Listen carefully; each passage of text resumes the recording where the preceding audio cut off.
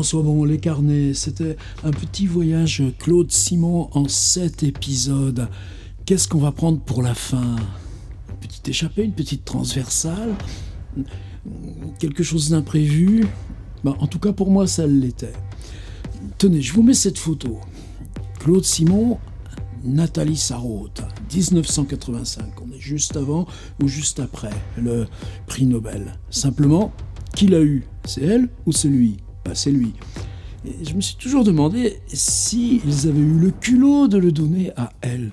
T'as la même chose, t'as ce grand mouvement du siècle, t'as la guerre, t'as la résistance, simplement, qu'est-ce que tu veux, homme, femme, à l'époque ça se joue pas. Et puis le nouveau roman.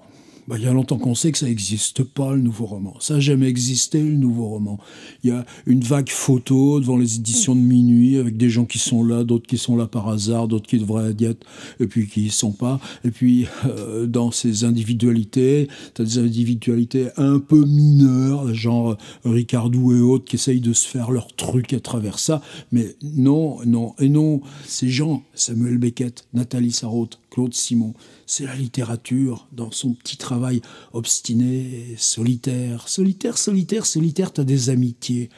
Claude Simon, amitié masculine, ça va, il y a question des peintres, des grands artistes comme Beckett aussi, et Nathalie Sarraute, il y a une amitié, Monique Wittig.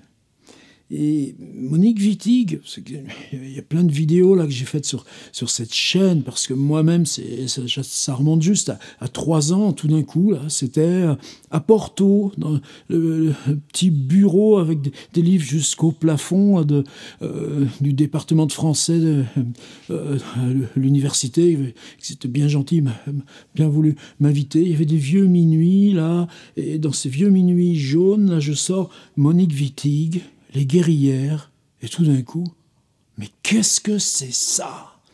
Et tu vois, cette idée là de Monique Wittig, militante, etc., Monique Wittig, l'exil aux USA, Monique Wittig aussi, la violence sociale, tu vois, Virgile, non, avec cette ville de San Francisco, les manifs, la nuit, et puis cette reprise de Dante, là, mais au féminin, c'est géant.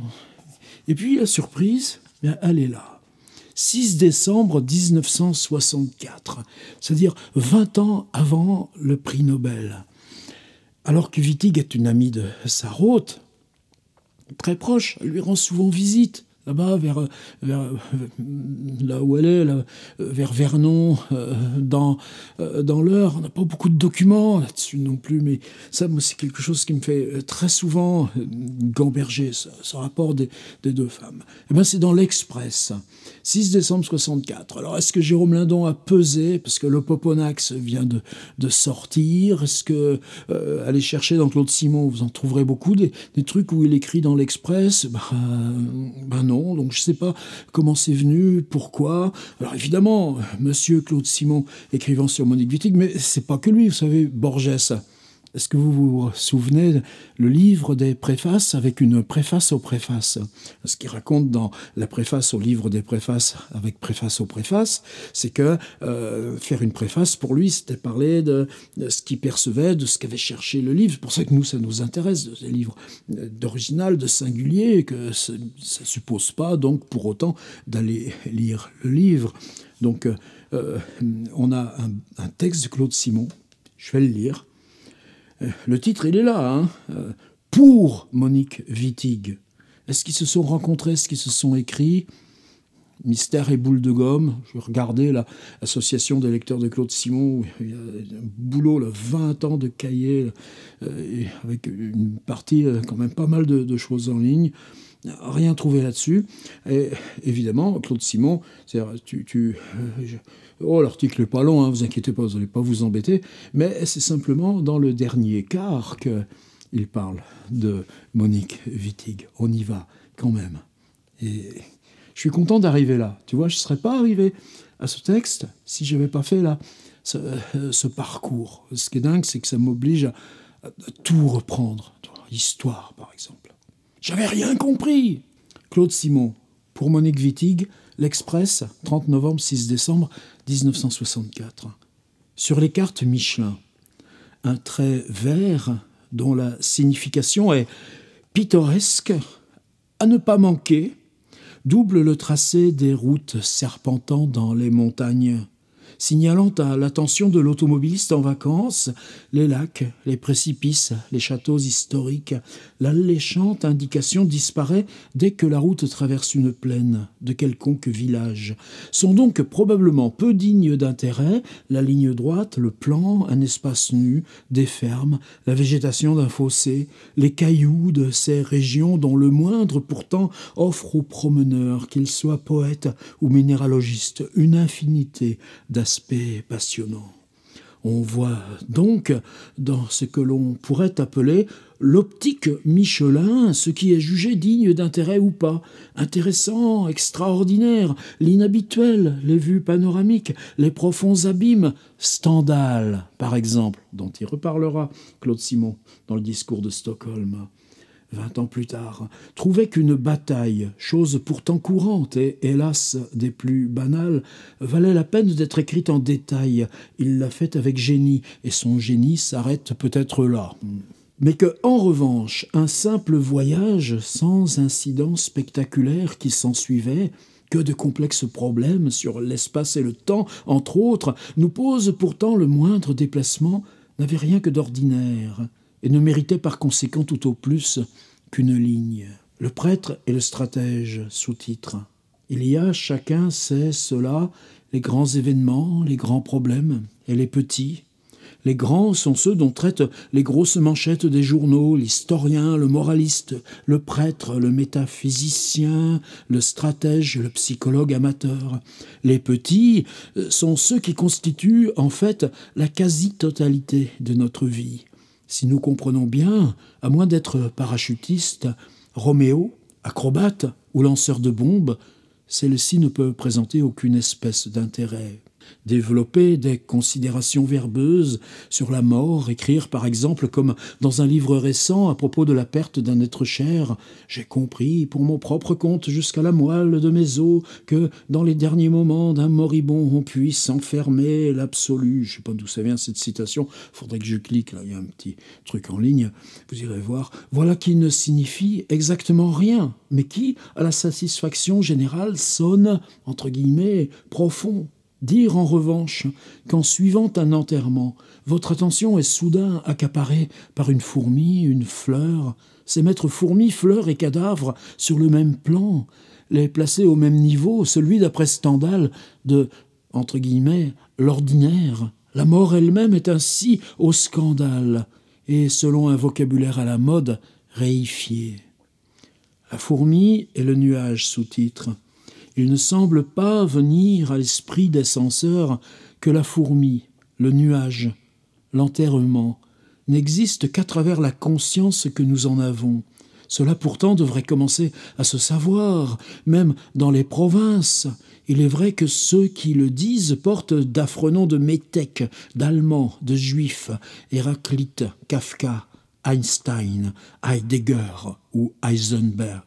Il n'y a pas, même pour les scientifiques, un monde extérieur qui se différencierait d'un monde intérieur. Et lorsqu'un narrateur décrit une fourmi, un nuage ou un enterrement, loin de réifier, il ne fait au contraire dans tous les cas que décrire autant de parties composantes et par conséquent toutes également capitales de l'homme. Ignorant apparemment que tout est dans tout, la critique traditionnelle ne parvient absolument pas à comprendre que décrire un caillou, simplement caillou, avec ses arêtes, sa couleur, ses méplats, son poli ou sa rugosité, c'est décrire une parcelle d'une connaissance humaine, et ce peut donc être en même temps, et quoi qu'on n'évoque pas celle-ci, parler aussi de la mort. Cela d'une façon plus profonde qu'en ressassant des platitudes métaphysiques, qu'il y ait entre le plus modeste objet et le monde entier un rapport de relations directes et infinies. Voilà qui dépasse l'entendement de Bibendum, vous savez, le petit bonhomme Michelin. En somme, le grand public, le public Michelin, et la plupart des critiques entretiennent cette conviction infantile, et non pas enfantine, que seules batailles, croisades, morts héroïques et barricades changent le monde. oubliant que celles-ci ne sont que de fugitifs épisodes, l'écume de ce formidable et incessant bouleversement où la vapeur d'eau, le balancement d'une feuille, le libellé des actes notariés, où le fonctionnement des chromosomes joue un rôle tout aussi déterminant, sinon plus, que le fracas des canons, les larmoyantes méditations sur la destinée humaine ou les proclamations des démagogues. Sous-titre « Une âme d'enfant ». Et on y arrive enfin à Wittig. Vous voyez, ce texte de Simon, comme justement, il est une sorte... C'est pas un autoportrait, c'est une sorte d'envers de lui-même, parce qu'il s'enlève du paysage, mais il garde tous les tenseurs qui mèneraient à son travail. Justement, histoire qui est en train d'être écrite à ce moment-là. L'enfant, lui, pose sur la bizarre féerie du monde qui l'entoure un regard neuf, grave, passionné, égal, et que n'a pas encore déformé ou plutôt perverti la connaissance d'une échelle des valeurs. N'étant pas troublé ou aveuglé par les idées préfabriquées que l'adulte se fait des choses, il voit celles-ci non pas évidemment telles qu'elles sont, mais telle que ses sens ou son émotivité encore vierge lui représente. C'est ainsi que sans avoir eu besoin de faire de longues études, sans rien connaître de la psychanalyse ni de la sociologie, il sent ou sait d'instinct que jouer comme savoir qu'il doit mourir sont le propre de l'homme et par conséquent une partie de cache-cache présente autant de mystères, autant d'extraordinaire qu'un enterrement. Citation, le génie, a dit à peu près Picasso, c'est de savoir retrouver une âme d'enfant. Après tant de récits où tant d'adultes ont vainement essayé d'exprimer leurs souvenirs d'enfance, comment Monique Wittig a-t-elle réussi, elle, à dire l'enfance ? Des critiques plus qualifiés que moi analyseront, et il sera passionnant de voir le rôle que jouent certains pronoms personnels ou impersonnels, certaines constructions grammaticales, l'emploi de certains rythmes, ce livre proprement merveilleux qu'est l'Opoponax, un écrit qui nous restitue l'enfance. Sous-titre « Une certaine petite fille », c'est-à-dire que celle-ci n'est pas racontée, mais proprement recréé. Lisant ces pages, je ne lis pas la chronique ou le récit plus ou moins fidèle et plus ou moins intéressant de ce qui a pu arriver à la petite fille. Je vois, je respire, je mâche, je sens par mes yeux, sa bouche, ses mains, sa peau. Je ne suis plus moi. Je ne suis pas non plus une certaine petite fille. Je deviens l'enfance. Citation de Monique Wittig. Écoutons plutôt. Catherine Legrand ne connaît pas le nom des herbes qu'on voit ainsi prises dans la dernière lumière. Elles sont pour la plupart d'une espèce indéterminée. On en voit qui ont des formes allongées. Les éléments qui composent leur tête semblent nattés. Ils sont durs sous les dents. On en voit qui ont des houppes duveteuses. D'autres sont roses. Il y a de l'herbe simple. Il y a des graminées toutes plates. Il y a des ombelles composées. Quand on court, les herbes frappent les jambes nues. Catherine Legrand a les lèvres qui saignent à cause de l'herbe qu'elle a arrachée en courant, sans la regarder. Les bords en sont coupants. Il y a sur les deux faces des poils d'un vert plus clair que le reste, si petit qu'il faut se mettre l'herbe à hauteur de l'œil pour les apercevoir. Fin de citation. Dernier sous-titre, pour les gens ordinaires, que ceux que la magie de ces mots assemblés, de ces cadences, touchent au plus frais d'eux-mêmes, lisent vite l'Opoponax. Le livre est plein de cet enchantement. Que celui que cette lecture irrite achète plutôt un de ces ouvrages dont le titre racoleur nous annonce tout de suite que l'auteur, entre guillemets, fait, comme disait Aragon au début de son traité du style, dans le profond, encore guillemets, les mots à majuscules. La marchandise est abondante, la pitié de Dieu, le fond du problème, les chemins de la liberté, paf pour Sartre, la paix des profondeurs, la condition humaine, paf pour Malraux, encore que Simon Malraux, pour moi, c'est les mêmes genres de bons hommes, simplement c'est comme Simon et Gracq. Ils sont là dans la même cour de récré à la même époque, donc ça s'entend pas. Grac évidemment, mais Malraux, les anti-mémoires, je vais tout relire là cet hiver aussi. Mais Wittig, elle est encore à construire dans son enjeu de littérature. Il y a, on le voit, de quoi satisfaire et même combler la foule exigeante des vacanciers, amateurs de routes de montagne, de grandioses, de hauteurs de vue et d'insondables abysses. Heureusement aussi, pour les gens plus ordinaires, il y a l'Opoponax. Merci Claude Simon de cet hommage 1964 à Monique Wittig. Touché, respect. Fin de notre petit voyage en cet épisode. Provisoire, évidemment.